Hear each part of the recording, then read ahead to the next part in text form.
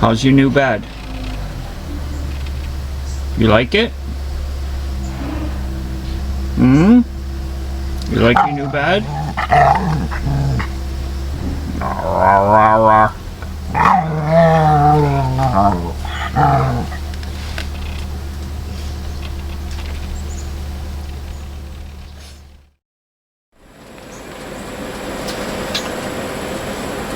Okay. So this is my first running of the air fryer. I've got steak fries in there, which typically take about 25 minutes to cook nice and crispy the way I like them. And I'm just watching all the electrical, the inverter. I've got us plugged into shore power right now because it is like going in and out of clouds. If we had better sun, I would just run it off the batteries, which I've done, hundreds of times. But we keep getting these cloudy patches, so I just plugged in the shore power, which this is still a good test, and they've been running for about 15 minutes, and everything looks okay. The batteries are at 14.1 volts, and the shore power is running the air fryer, and the solar is contributing nothing because the inverter charger is doing it all. So the solar has just basically shut itself off because it doesn't need to go higher than 14.1 volts. So everything's working. I've just been paying attention to the gauges. I went out and stared at the cabinet, inside the cabinet for a while. Unless there's a fire, everything looks normal. So I've run this air fryer hundreds of times on my 400 amp hour of batteries. I've run it using the generator when we had cloudy days. I've run it with shore power like I'm doing now. It does pull a pretty substantial amount of power, but I was able to run it with the 400 amp hour setup without a problem. Doing steak fries 25 minutes, then a thin ribeye another 10 minutes, so like 35 to 40 minutes of running. So with the 800 amp hour of batteries, should be no issues. So I'm kind of easing into just running it off the batteries straight, So like right now the sun is back out, but it dipped behind some clouds, and so the solar went down to like 6 amps.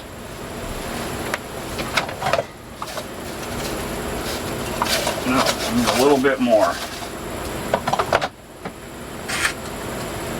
Another 5 minutes. Not gonna lie, I was a little apprehensive turning it all on. Turning on the air fryer for the first time, but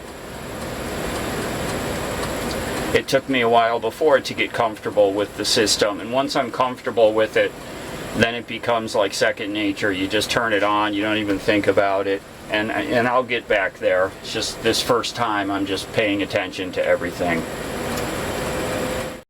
I did have my infrared heat gun, and I shot the different cable connections in the cabinet, and none of them were any higher than the ambient temperature of the cabinet, which tells me that the connections are all good and strong. They're not producing extra heat. I've got my ribeye under here. I put some fajita tenderizer on it. I'm letting that soak in, letting the ribeye come up to room temperature. When you cook your steak, you're always supposed to pre-warm it. Not pre-warm it, but set it out so it's not refrigerator cold. You want to have it like room temperature when you cook it. Cooks more evenly and quicker, to be honest. Okay, we have success.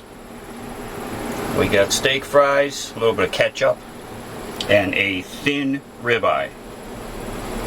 I prefer them. They just cook like in 10 minutes. But I do the thick ones, but I do the thin ones on the regular too. So I'm gonna chow. Looks good.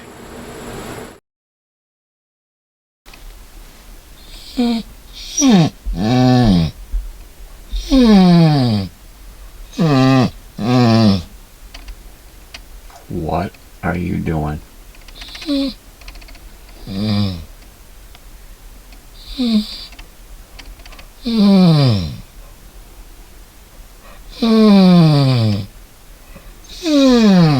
Excuse me?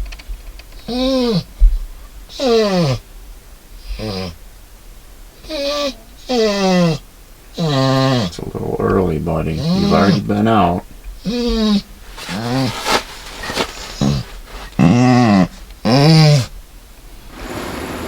Hello, good morning.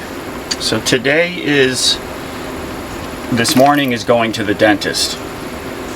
And I hope that all goes smoothly and get out of there and come back here and turn the air conditioner on and mellow out for the rest of the day. We've got the campground for tonight also. If plans had only gone as planned, we would have been far away from here by now. But man, so I've got to run over to the bathroom building and get myself in shape to go sit in the dentist chair. I'm going to show up in there just not great, you know, coming from a campground, 90% humidity, I'm not going to be at my best. All right, we'll check in with you after the dentist. What are you doing, puppy? Air conditioning's on. It feels nice right here, actually. A little bit of a breeze today. So we just got back from the dentist. I'm like super numb right here, this whole side of my mouth. It's I mean, I was in the dentist chair for over an hour and I'm still numb. So they really juiced me up. So I've got to, you know, let this settle in and then contact them if I have any trouble. You know, I had a couple of fillings done. They checked my bite and all that, and hopefully it's going to be okay. So I just got us back here, got the air conditioner running. It's sweltering hot out here, humid, hot. So I'm gonna get my zero gravity chair, and I just started watching a series called Rectify. I've got AMC Plus on my Prime Video, and it's on AMC Plus. So far it's really good. I'm like on episode 3 or 4. It's really good. I like it for a TV series, you know. You want to come inside? Oh yeah. I laid a plastic bag there. This is the first time that I've ever had any kind of drippage, and it actually wasn't dripping yesterday while it was running. It just spilled over from us driving. You know, this tray in here fills up with water, and because we just drove, I noticed that this is wet now, a little bit splashed out. But it wasn't dripping yesterday when I was running the AC. And it was really humid out yesterday, even worse than today. All right, I'm gonna sit down and unwind here for a little bit. Let this come back to normal.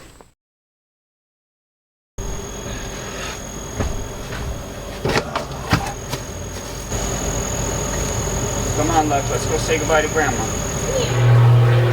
So, was it where I told you it was plastic bin? Okay. It's too bad we don't have more time. I would have you cut it and put it. Oh, you know, that's okay. Here, put it in that tall cabinet. Just stuff it on one of the milk crates that's up there. Do you need me to do it? Yeah, I can't reach it. So, yep, I got one of my spoons because I only have 2 spoons, so I'm glad she found that. Okay, sweetheart, give me a hug. I'm all sweaty. Oh, oh my God! Now I really have to get the shower.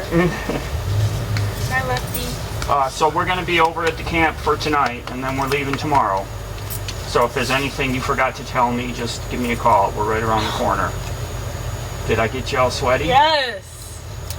Okay, honey. Hi, Dad. I miss you already. I know. I miss you guys too. Come on, buddy. Jump up. All right. Say hi to everybody. Say bye to everybody. Bye. Peace out. Peace out.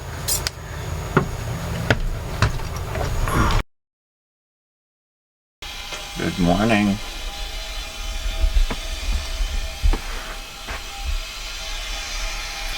That's the coffee pot you're hearing. Okay, today we're going to be pulling out of the campground and hitting the road. I've got to stop and get some diesel in the tank. When I'm carrying the bike on back, I don't fill the tank all the way. That's a lot of weight, 55 gallons at what, 8 pounds a gallon. That's a lot of weight. So I typically put in, 20 gallons. Like right now it's showing just under half a tank, but my gauge it's not truly half a tank when it shows half a tank. So I put in like 20 gallons and we stop and put in 20 gallons periodically. It's not a big deal. 20 gallons, we average 13 miles-ish to the gallon, depending on road conditions, terrain, wind. So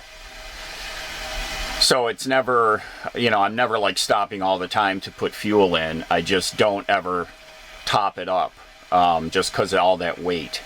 I can feel it, if I fill the tank, you can feel the weight in the back end of the truck. So when I've got the motorcycle on, and I'm not running it. I never go below a quarter tank on the gauge. And it's not truly a quarter tank. The gauge is just funky. Like when I fill it, it goes way past full, and we can drive about 200 miles before the needle even moves and comes off of pegged at full. So I don't, the gauge isn't accurate, but I know the gauge. I've been watching it for 4 years. I know, when we're actually really low and when we're not. So we're going to stop and put some diesel in. I already checked all the tires a few days ago and aired them up and just evened them all out. So they're good. And check the oil. We just did the oil change. Just going to pull the dipstick and double check and make sure everything's still where it should be. Check the coolant level, which I'm sure is fine.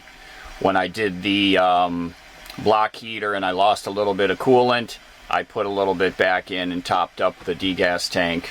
So it should be right where it's supposed to be. So big day today, just kind of easing into it. It's 8 a.m. We've been up awake for a few hours. Got some rainstorms last night. Thankfully it stopped by like 10 o'clock.